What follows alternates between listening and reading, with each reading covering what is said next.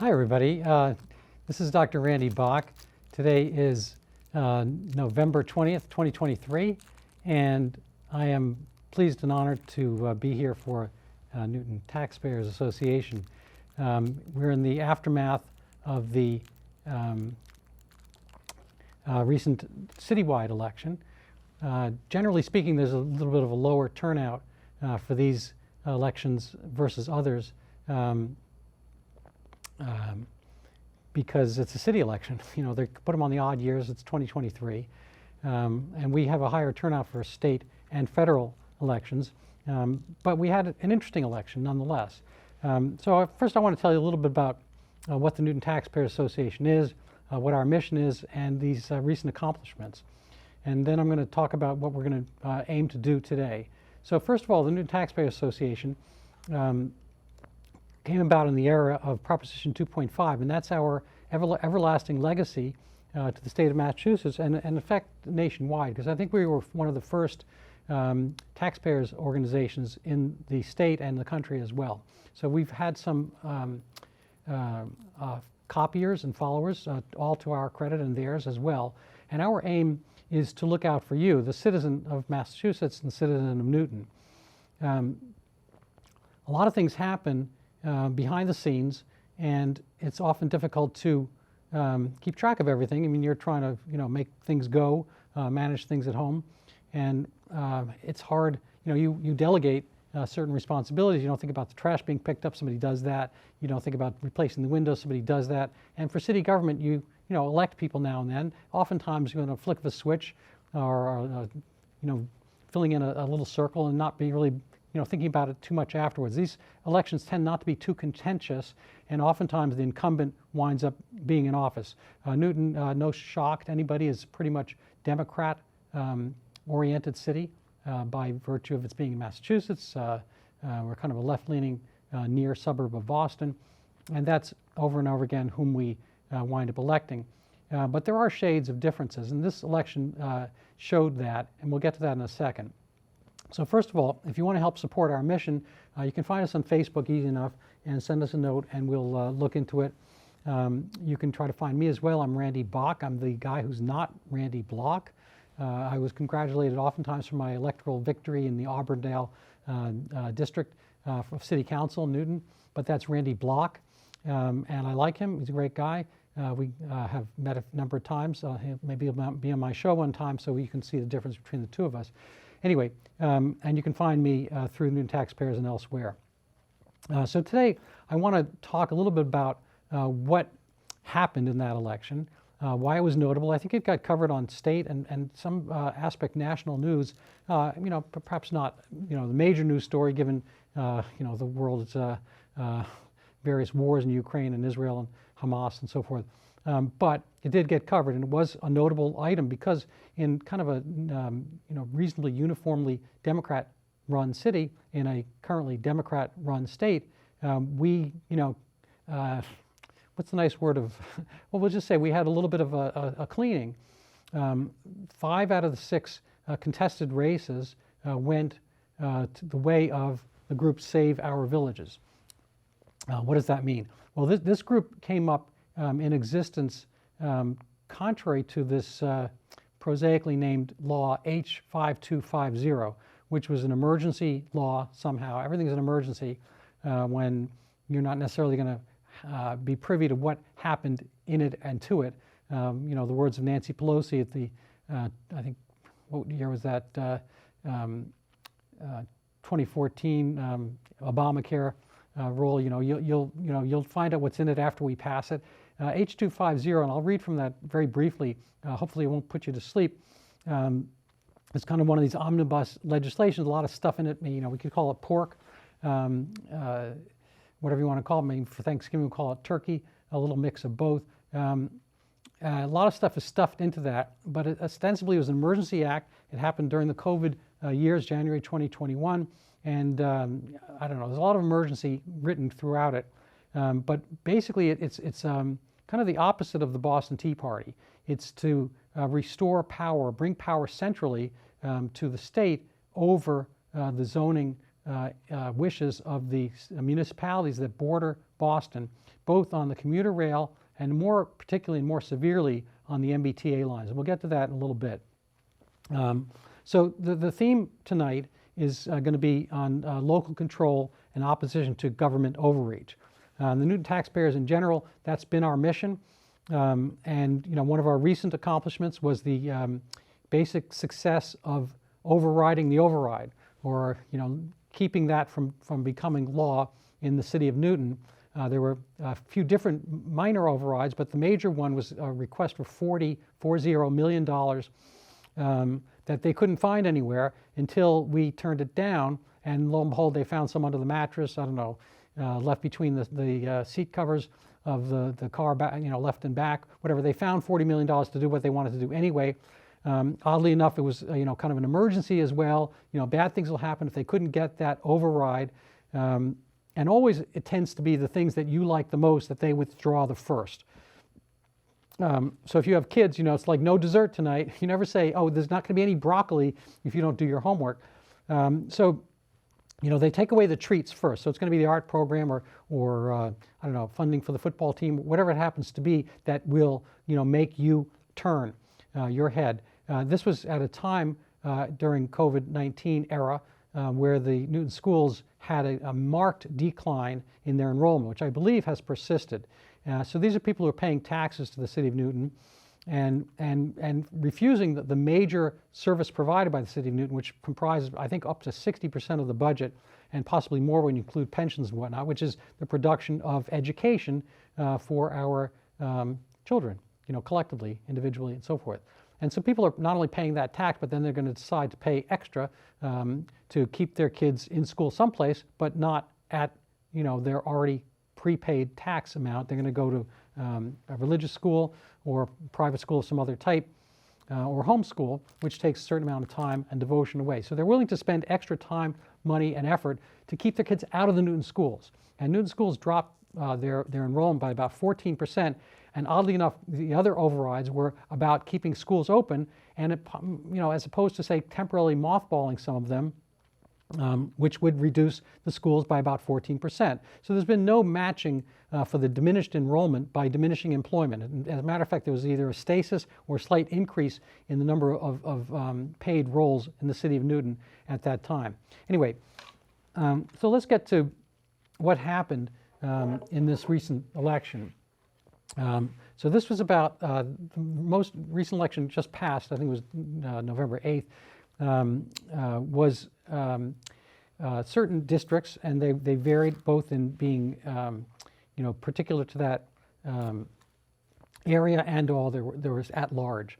So the actual names, let's see if I can just find them quickly. I can probably recite them, but what we had here is an article in the Fig City News and elsewhere. 6 new councilors elected, 3 incumbents ousted.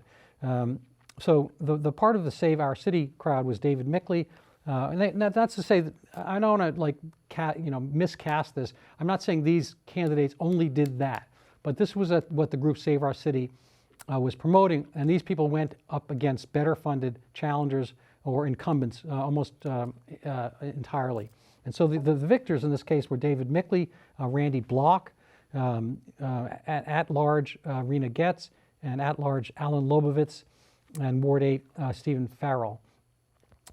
There's one very close contested election as well, and I guess we did not, say the Save the City bunch did not win that.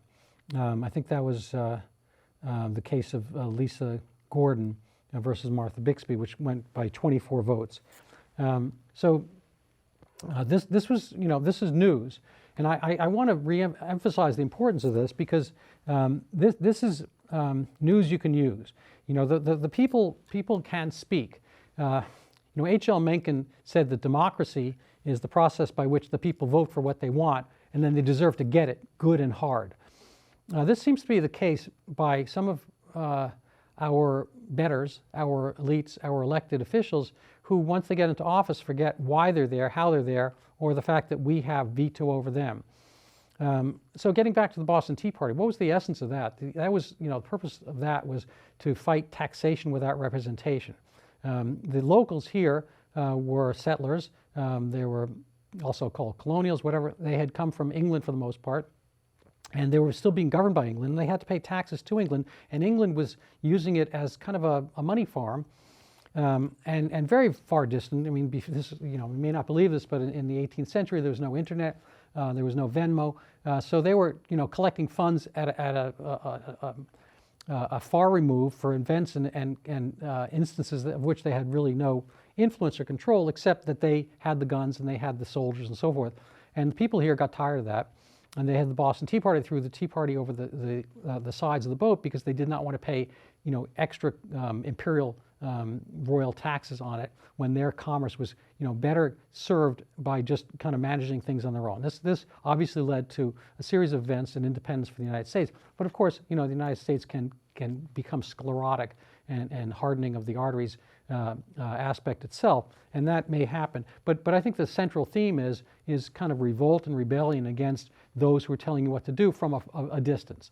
So we have this thing called zoning, and I'm calling this, you know, that was taxation without representation. I'm calling the current recent bill, H5250, the emergency bill to kind of get rid of local zoning in these 14 towns that abut Boston and are served by the MBTA, not named Boston. I'm calling this zoning without voting. So the law was an emergency statute, and let's see if I can find it here. It'll be tricky too, but I actually wanted to find it. So it was called here the, this is from a group that favors this, the National Low Income Housing Coalition. They said Massachusetts passes legislation with critical zoning reforms and affordable housing resources. So it's called an act enabling partnerships for growth. I don't know if that's what it is really, but what it aims to do is overturn, it says one of the primary components of the act is zoning reform. And again, you got to be careful about these words. It's always phrased one way or another. You know, one man's reform is another man's restrictions. So in Massachusetts, zoning laws are made at the local level, which has resulted in some communities not allowing multifamily housing or affordable housing to be built. So I don't agree with the stipulation. It may not be as much as the National Low Income Housing Coalition would like, and or their attendant lawyers, lobbyists, and so forth. But I don't think there's ever been an absence of housing, multifamily, being built certain places, but according to the statutes of the voters and the people who live there. I like to call it a covenant. A covenant, is the Ark of the Covenant, and people might remember it from Indiana Jones. But a covenant is agreement. I think, literally in Latin means venant is to come, and come together. And so it's from the French convenir, to agree on something. So you have a covenant. There are real estate covenants. If you join a condominium someplace, you move to Florida, there's going to be a covenant that manages what can be built and so forth. We don't have, strictly speaking, a covenant in Newton, but it is the Garden City, and it's been famed for its, it's a city of villages, and each individual village, and it has that feel and characteristic. And if things are going to be changed on a zoning level, we should get a say. I mean, we are adults, we pay taxes. The city people in the city, ostensibly are there to serve us, not vice versa. We're not there to serve them. But oftentimes it is like that we're the thing being farmed for the farmers. And so there's this kind of aspect of control and whatnot. Anyway, without getting too far afield here, let's see if I can find the actual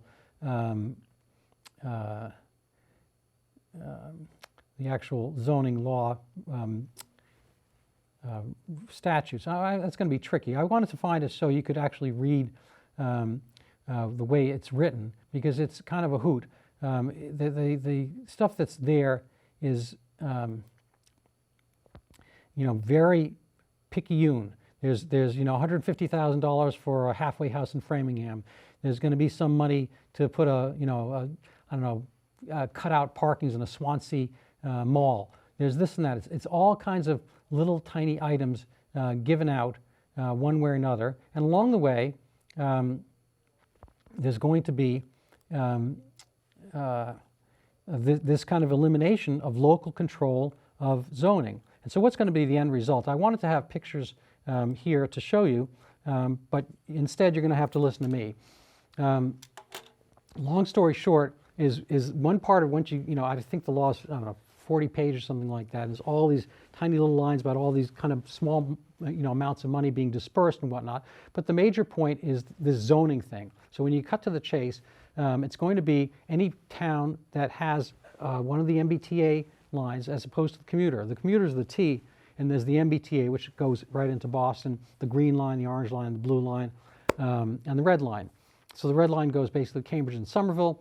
The red line goes to Quincy, Braintree, and on the other end, I guess Cambridge, and so forth. There's Malden, Everett on the orange line, blah, blah, blah. And we have the very tip of one of the arteries of the green line.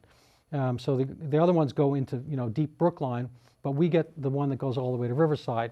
And as a result, because we have those, it's almost like no good deed goes unpunished. We are supposed to abandon all hope, ye who enter here. We're supposed to just accede and give up our rights to control our neighborhoods around those T-stops because the state said so. I would like Maura Healey to pay attention to the fact that we just, basically overrode a certain number of city councils on this basis to save our villages and to keep the covenant, to keep local control over zoning.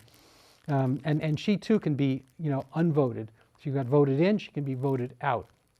And so what's going to happen is within a certain radius around these T-stops, but only some of them, for some reason, you're going to have a city grow. And so it's going to be Newton Center and Waban and Newton Highlands. For some reason, there are also, I have a map, you can look at it yourself, but that single vein of the green line stops in Chestnut Hill. Is there a huge, exponential growth allowed for Chestnut Hill around that stop? Well, that's the Longwood Cricket Club. That's the Chestnut Hill Historic Neighborhood.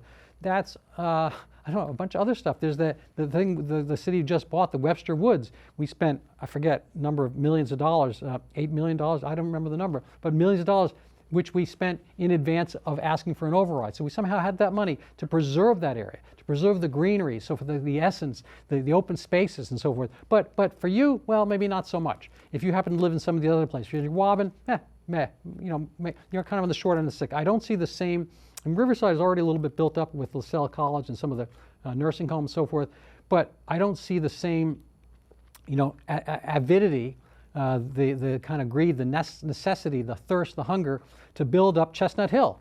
And Chestnut Hill is closer. That T-stop exists. It stops right in Chestnut Hill, and it's right near all the Longwood stuff and so forth, and a lot of beautiful Longwood communities. I love those houses. They're beautiful. I can't afford even barely to look at them or drive through them, but nobody's recommending having, all zoning disappeared for that. So if you look at the map, it's called, I think it's got one of these beautiful acronyms.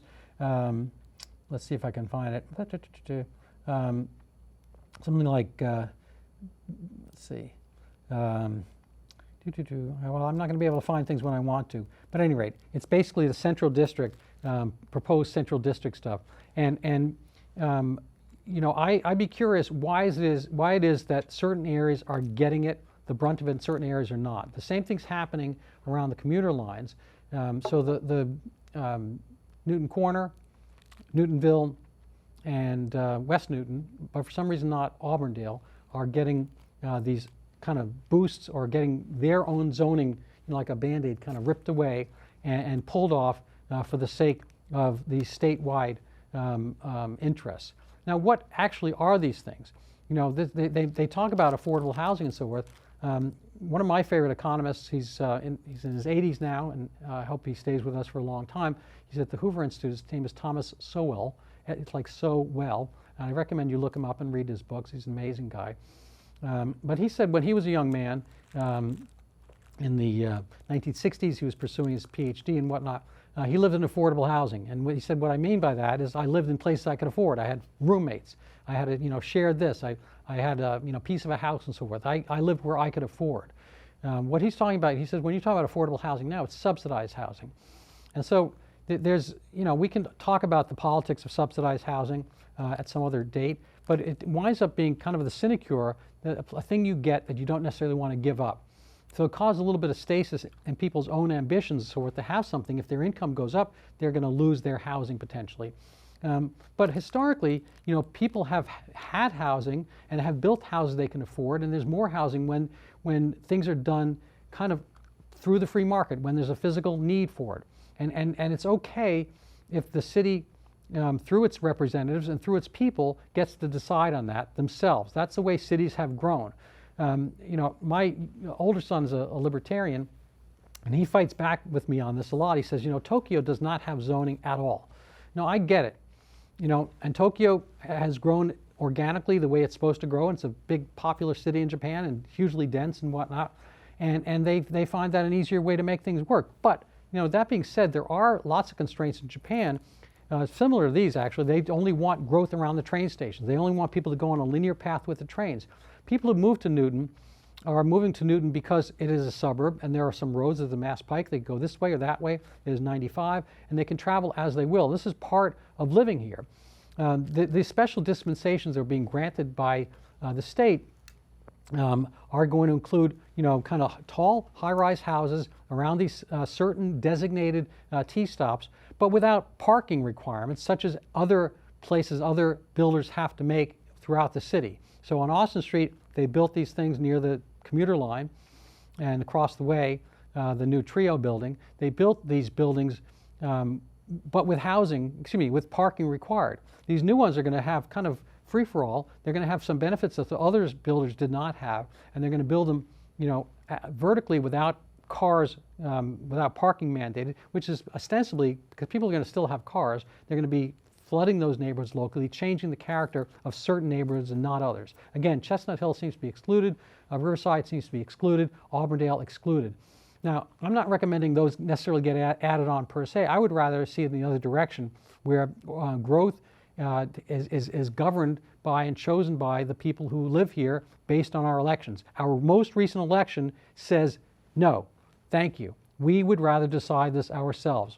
The converse sign to save our villages was Newton for everyone. This is called begging the question, which gets miscast a little bit, but it's petitio principi, which means you're stating something that is not necessarily, should not necessarily be taken as fact. Newton has been for everybody. We have a diversity in our neighborhood, ethnically and from different countries and so forth, but not by design, not because we chose people, because those people wanted to be there, and they have, I guess, an adequate resource to maintain their homes and whatnot, and everybody has this opportunity to do so. I think, we have seen really a flourishing and a flowering of opportunity for all kinds of people, and we should allow people to, find their places and so forth without having mandates that wind up being, in a sense, a subsidy, a sense that given out as gifts and so forth, and we create a whole separate secondary market of I don't want to use the G word, but it's kind of a graft invitational aspect. When you make these rules where people can change zoning based on political fiat, that they tend to gravitate toward the developers and vice versa to make things happen. And so I think that what we really need to do and keep in mind here is that we are all part of the city. We are part of the tax base and so forth, but we're also living, voting, breathing individuals. And I'm not saying I'm right about this, about Save Our Villages. It could be my son is right and everything should just be free for all. Well, that's fine, but I think you have to have the ability to have that as part of your vote and part of what you say for your town, rather than having it be dictated, which is what I call, zoning without voting. So my overall message is that we have to be able to take control of the process. We have to be able to have kind of a reasonable accounting. We need to be spoken to like adults. I don't think this happened a lot during COVID-19. Which is a totally separate story, but I think the schools stayed closed far too long. We saw this in the dramatic drop in enrollment. I'm not sure the city's recovered from this. The city has not been completely transparent with us regarding their own finances, finding money that somehow they needed to ask us for in the first place. And I think there should be an anger welling up and a sense of how we can retake our city. So I am not Randy Block, and I'm not on the City Council. I'm Randy Bogg. I'm the head of the Newton Taxpayer Association, but I'd be happy to hear from you about how best to affect this. And if you know people who would like to share their voices on this show, please let me know. Let's see if I have any conclusions that I forgot to bring up in this meanwhile. Oh, I know one thing, which is that Maura Healey has recently spoke about punishing the cities that don't agree with this. So if we don't do the zoning stuff, what happens? Well, there's going to be a withholding of funds. And she's had to reiterate this. So I'm getting the sense that other cities aside from Newton have had some reverb, some kind of actions against this. And I think it's incumbent upon the cities that are local. And so if you're in one of these other cities, you know people who are in Revere, Everett, Malden, Cambridge, Somerville, and so forth, who might have the same sensibility about being somewhat a control, Braintree, Quincy, and whatnot, of their own management. They should probably try to coordinate with us and see if we can expand our message and perhaps take it to the governor and the city of Boston itself. Anyway, so what else? I mean, that's the MBTA super plan. It exists around the commuter stations as well, but to a lesser extent. Again, I have not a problem with people, building buildings around the train lines and so forth. I think it's very reasonable, but they should also not have special dispensations that are decided outside of the city. I think we should decide where the growth is to a certain extent, and then some of it let the market take place, but without certain advantages given to some places, without some communities being off limits and so forth. If we're going to have no zoning, then have no zoning across the board. If we're going to have some zoning, we should be in control of it, not the city of Boston, not Maura Healey, not an emergency bill, not done under the kind of dark of night of COVID when we were not really paying attention to that. I think it was kind of one of these things that got a foot in the tent, and there you have it. So I think there are other cities along the way. Anyway, so I want to thank you for your support, encourage you to stay within what we have on Newton Taxpayers and get a hold of us. Just as a sidelight, the City Chamber of Commerce had a very different viewpoint of events, and I think it's something very reasonable if you're in a business to talk about that with them. They characterized the city councilors who opposed the experts plan as going low. I think we've listened to experts a lot through COVID and whatnot. I have disagreed with a lot of them because I didn't think they took into account the ramifications and repercussions of keeping kids out of school. The New York Times suddenly awoke to the situation and said, learning has gone down. It's gone down even worse amongst poor people. Yet at the same time, they wanted to go medieval on a virus. I think we've had a lot of instances of government overreaction, and I think we have to be the reaction to their overreaction, if that makes any sense. So thank you so much. Try to keep in touch with your representatives, the ones who got elected. Make sure that they know about this. I invited all of them, the winners from the Save Our Villages thrust, to come on the show. None of them were able to. I'm sure they're busy after their difficult election, maybe taking a breath of fresh air. But I look forward and extend the invitation to the 5 that I mentioned and any other city councilors who want to present their views as well. So thank you very much for being with me tonight. Randy Bach here, not Block, and I look forward to seeing you again next month.